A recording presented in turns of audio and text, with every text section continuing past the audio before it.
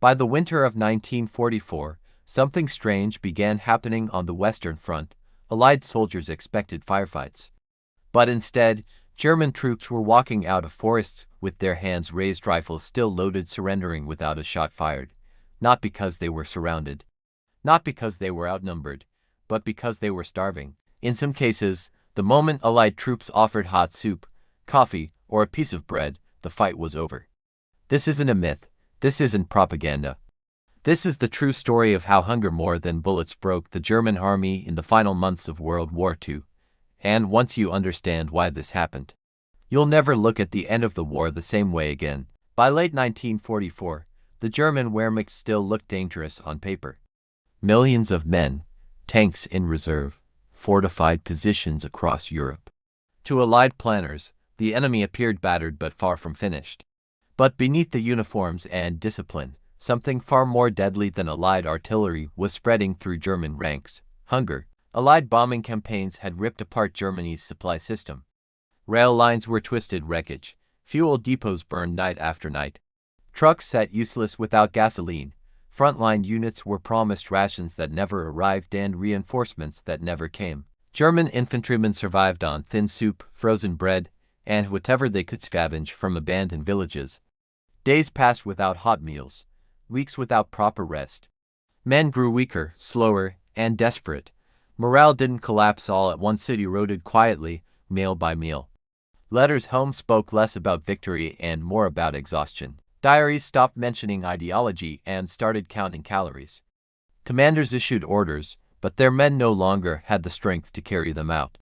And then, as Allied forces pushed deeper into Germany's shrinking borders, something shocking began to happen at the front lines, something no general had planned for. German soldiers began surrendering, not to tanks or machine guns but to the smell of food. The first reports sounded unbelievable. Allied patrols advancing through the Ardennes and into western Germany began encountering lone German soldiers stepping out of tree lines, helmets off, rifles laid gently on the ground. No ambush, no last stand, just silence, followed by a single question spoken in broken English: "Do you have food?" At first, Allied troops assumed it was a trick. Hunger had been used as bait before. But as more surrenders followed the same pattern, the truth became impossible to ignore. These men weren't stalling. They weren't deceiving. They were finished. In several documented encounters, US and British soldiers offered captured Germans coffee, bread, or hot stew. The reaction was immediate and unsettling. Hands shook as cups were lifted. Some soldiers cried while eating. Others devoured food so quickly medics had to slow them down. One American infantryman later recalled that the Germans didn't even ask about prison camps or interrogation. Their only concern was whether the food would continue tomorrow. These weren't cowards. Many had fought since Poland, France, or Russia. Veterans hardened by years of war, but hunger stripped away the last reason to keep fighting. No slogans could fill an empty stomach. No medals could replace strength that was already gone. German officers tried to maintain discipline, threatening punishment for surrender. But when rations disappeared, authority vanished with them. A starving army may still carry weapons, but it no longer has a will. And the Allies began to realize something chilling.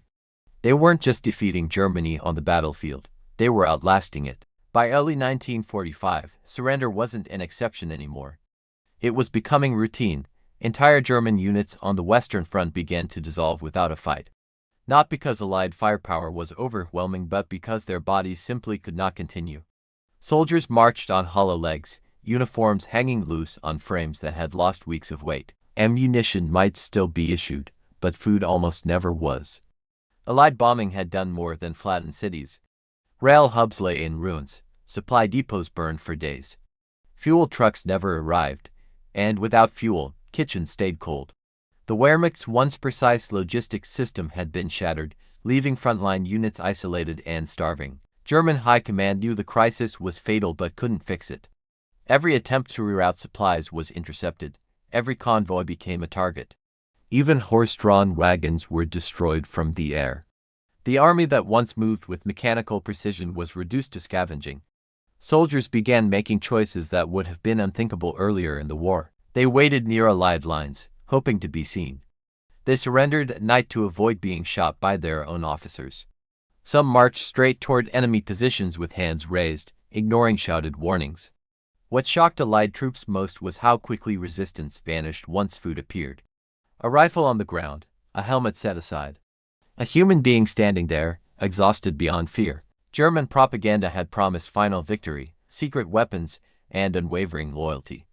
But none of it mattered when hunger took over. Ideology fades when survival becomes the only thought left. The war, for these men, ended not with an explosion but with a spoon.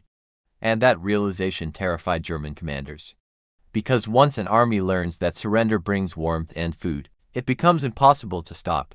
By the final weeks of the war, Allied soldiers began to expect it. Patrols advanced cautiously through forests and ruined villages, not knowing if they would face an ambush or a group of men too weak to stand. And more often than not, it was the second. German soldiers emerged slowly, hands raised, eyes fixed not on rifles, but on mess tins and coffee mugs. Allied troops were stunned by how fast enemies became prisoners. A ladle of stew, a cup of hot coffee, sometimes just bread and cigarettes. The transformation was instant. Tension drained from faces hardened by years of war. For many Germans, this was the first hot meal in days, sometimes weeks. Interrogations revealed the truth. These men weren't surrendering because they had lost faith in Germany alone. They were surrendering because their bodies had reached the breaking point. Hunger, cold, and exhaustion had crushed morale far more effectively than artillery ever could. Officers admitted they could no longer control their units. Orders were ignored. Desertions increased. Some commanders surrendered entire formations simply to keep their men alive. The once feared Wehrmacht was unraveling from the inside. For the Allies, this was proof that the war was truly ending. Not with one final battle but with a quiet collapse. The Third Reich didn't just fall to tanks and bombs, it starved. And in those final moments, history revealed a brutal truth. Wars are fought with weapons, but they are often ended by human limits. The image stayed with many Allied soldiers for the rest of their lives, enemy troops laying down arms, not in defeat, but in desperate relief, just to eat. If this story changed how you see the end of World War II, make sure to like the video and subscribe to World War Ashes for more true stories that reveal what history books often leave out. And tell us in the comments what moment from World War II shocked you the most. Every battle has a hidden story, and here, we uncovered them one truth at a time.